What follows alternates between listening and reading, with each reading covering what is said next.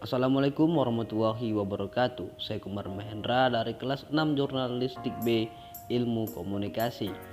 Pada kesempatan kali ini saya akan menjelaskan tentang jurnalisme media sosial dan pedomannya. Media sosial adalah sebuah media online di mana para penggunanya bisa dengan mudah berpartisipasi, berbagi, dan menciptakan isi meliputi blog, social network atau jejaring sosial, wiki, forum, dan dunia virtual. Jurnalisme membutuhkan media untuk menjadi wadah penyebarluasan informasi yang terdapat dalam berita. Media sosial bisa merupakan sarana yang dikatakan efektif untuk mendapatkan data. Media sosial seperti Facebook dan Twitter membentuk jaringan pribadi yang dapat dilacak pada pembaruan status, artikel, foto, serta video yang dapat dibagikan pada orang lain. Media sosial belakangan ini menjadi bagian konstitutif dari distribusi berita online dan konsumsi. Media sosial digunakan untuk memposting konten, mempermudah dan memfasilitasi berbagai berita, baik untuk organisasi, media maupun individu, dengan menggunakan tombol berbagi yang ada di situs berita atau retweeting. Media sosial dijadikan sebagai ide atau topik awal dalam pencarian berita. Dengan kata lain, memanfaatkan media sebagai data awal pencarian informasi dan untuk menguji kebenaran dan keabsahan informasi yang didapatkan. Keabsahan informasi bisa didapatkan dengan cara melakukan cek and recheck kebenaran informasi atau dengan cara terjun langsung ke tempat kejadian perkara, atau bisa juga menghubungi narasumber langsung dengan melakukan wawancara mengenai isu atau topik yang masih hangat yang dibicarakan oleh masyarakat. Kesuksesan media sosial yang meningkat sangat menguntungkan bagi jurnalis, di mana mereka dapat dengan mudah menyebarkan dan mendistribusikan berita, serta berbincang dengan konsumen berita. Keuntungan atau manfaat dari media sosial yaitu untuk mengetahui isu hangat yang sedang diperbincangkan oleh masyarakat, yang kemudian diperdalam dan dijadikan sebuah pemberitaan. Kehadiran jurnalis dan organisasi media di media sosial tidak hanya berdampak positif pada situs berita online, namun membuat proses produksi jurnalistik lebih transparan. Namun di sebalik itu, jurnalis tidak memandang penggunaan media sosial sebagai hal yang positif, sebab banyak informasi yang tidak bisa dipercaya. Dalam media sosial, tidak ada prosedur penyaringan layaknya di media konvensional seperti koran, majalah, radio, dan televisi. Segala jenis konten ditampilkan apa adanya. Pada media sosial, kecepatan untuk verifikasi kalah cepat dengan tersebarnya informasi, sehingga sebagian artikel yang beredar di jaringan media sosial beredar dengan judul yang tak jelas dan informasi yang disampaikan palsu dan tanpa konfirmasi dan verifikasi, sehingga berpotensi negatif terhadap objektivitas jurnalistik. Dalam perkembangannya, muncul kekhawatiran dalam dunia jurnalis bahwa penggunaan teknologi akan menurunkan kualitas jurnalisme.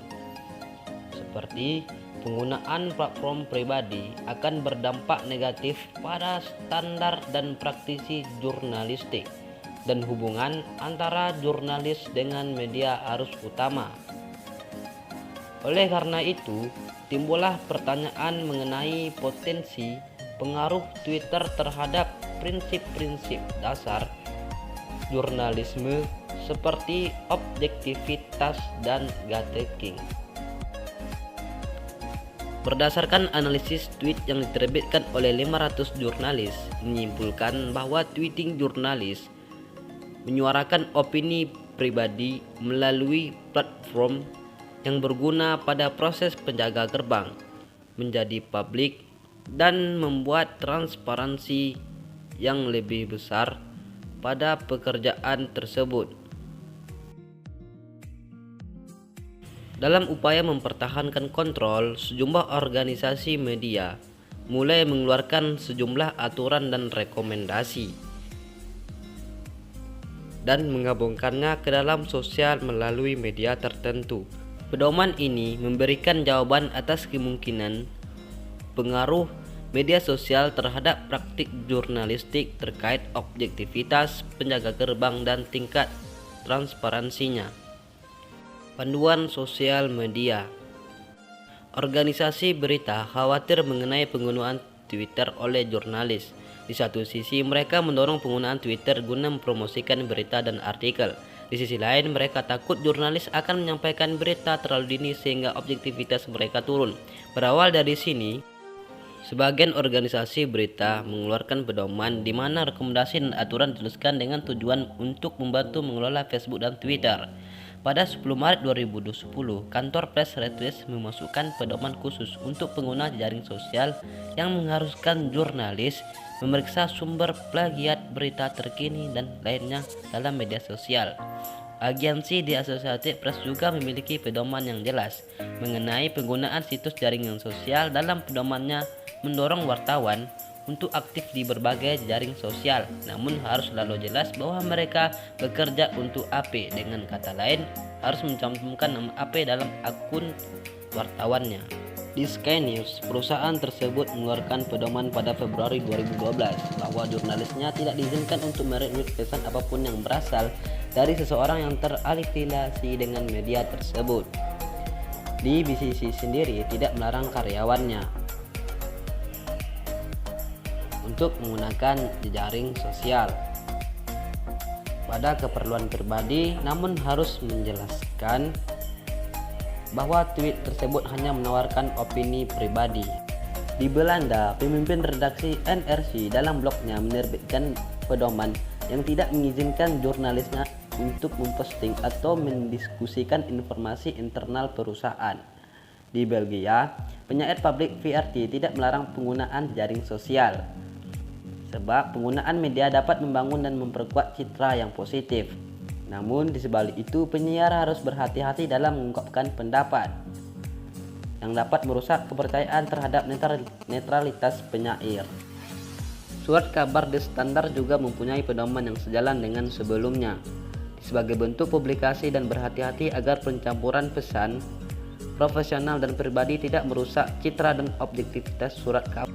Para peneliti pedoman sosial media melakukan riset pada 3 organisasi media. Yang pertama itu VMMA, VRT, dan Press Belga Agen yang menyimpulkan beberapa pernyataan. Pada Press Belga Agen, pedoman media sendiri datang dari permintaan jurnalis sendiri. Pada kantor editor lainnya tidak memiliki pedoman khusus, namun ada sejumlah aturan implisit yang harus dipatuhi. Di kantor redaksi lainnya, pedoman sosial belum ada diumumkan, sebab mereka tidak cukup yakin akan penggunaan media sosial. Mayoritas jurnalis tidak memiliki masalah dengan berita di Twitter. Argumen mereka mengacu pada logika media dari platform yang banyak memaksa jurnalis untuk cepat menerbitkan berita. Para ahli menanyakan kepada wartawan Flemish mengenai pedoman sosial, yang menyatakan jurnalis harus mempertimbangkan pemberitahuan di media sosial. Dalam hal retweet, peneliti menemukan 3 rangkaian praktik dan keyakinan. Yang pertama, bahwa meretweet tidak dapat diterima. Yang kedua, meretweet tidak tepat jika menyangkut pesan politik. Yang ketiga, setiap orang yang aktif di Twitter terbiasa dengan sistem retweet dan tahu bahwa ini tidak berarti bahwa seseorang mendukung pendapat tersebut. Nilai tambahan panduan sosial media.